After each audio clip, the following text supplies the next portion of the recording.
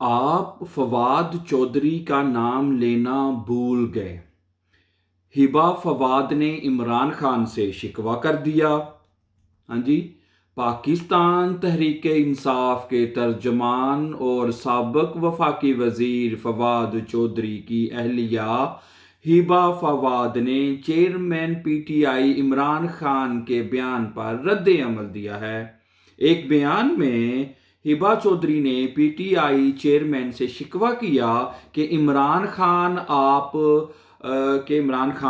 آپ فواد چودھری، ملکہ بخاری، جمشید چیمہ اور مسرت چیمہ کے نام لکھنا بھول گئے۔